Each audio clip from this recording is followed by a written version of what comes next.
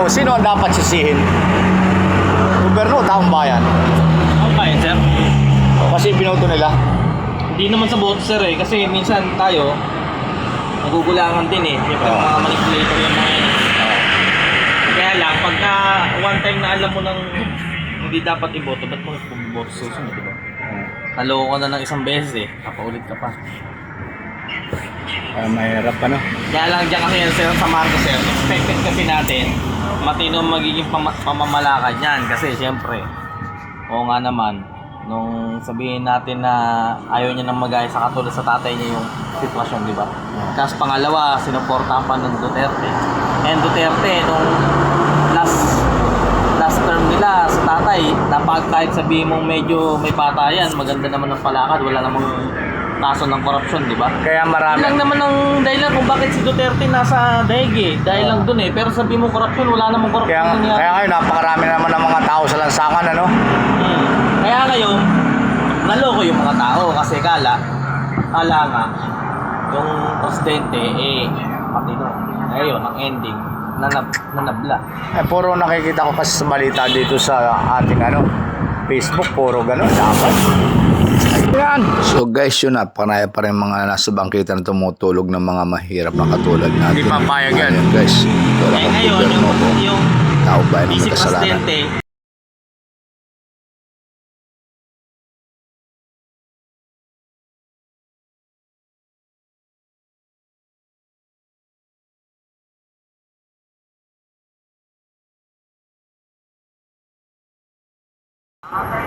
Sino? Marcos? Mabuti kayo? Allegation na ba siya? Oo. Ano, may ilaw na siya, may ilaw na. Wala, di ba? Saan kayo? Tago yung issue. Siyempre, siya nakalal. Kaya napakahirap din, taong bayan din ang Sanay kasi tayo sa food buying eh. Bye. Pag nabayaran ng taong bayan, bubuto na. Pero pagka yung food buying eh. Pag tayo mga food buying yun, hindi na nananalo kung tutusin eh. Oh. Kaya nga lang ito nga lang pagdating sa presidential, lalo ko nga, nagoyo. Naman kasi, basta dalawa kayo dyan, dalawa. Dalawa yan, dalawa. Siyempre, pagka namili sila ng buto, babawi naman sila. Kukuhain nila. Matik yun, sir. Pagka ikaw ay nagpalumal ng pera dyan, automatic imposibleng hindi ka mabawi dyan. Kasi siyempre yung bintawan ng mga nahalalay milyon-milyon. Dito daw tayo.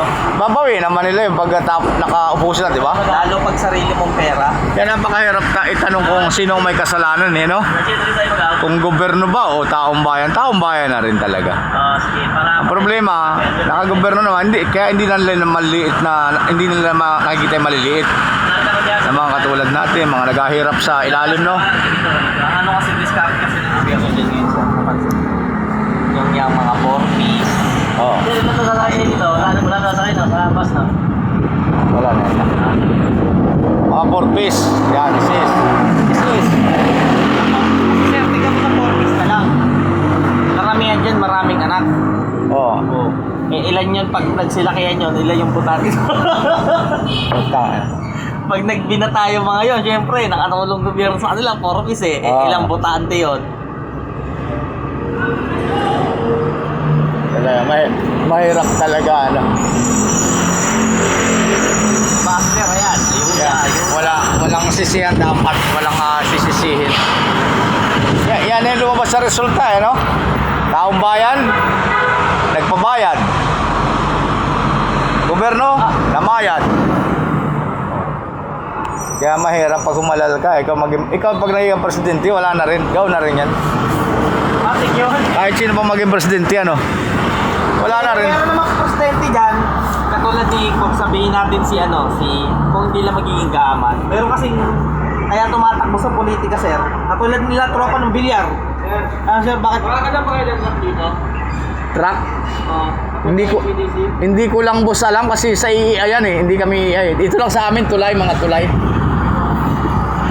Kasi nasa politiko, kahit sabihin mo hindi ka na mangurap, kung negosyo ka, doon ka babawi ngayon.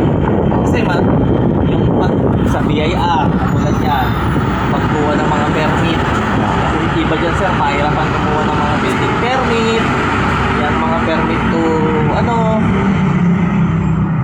Talaga, nila Bilyar, kaya sumali sa politika kasi para lumago yung negosyo nila. Mas madali silang makakapangamkam ng lupa ng, Ito talaga yun, no? ng legal. Dito sa Hindi Cavite. sila nangongorap, pero nangangamkam sila ng lupa ng legal. Kasi negosyante yan. Oh, kasi ano sila, may Isipin mo sir, Cynthia Villar, DNR.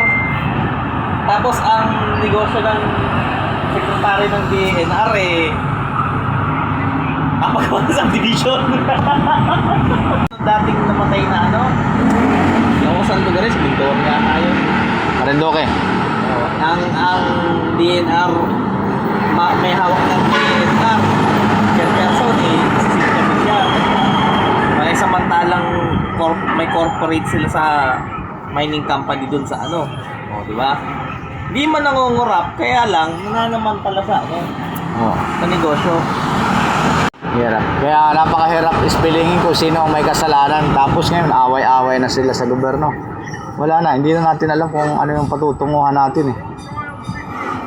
Hirap ng ganun, no?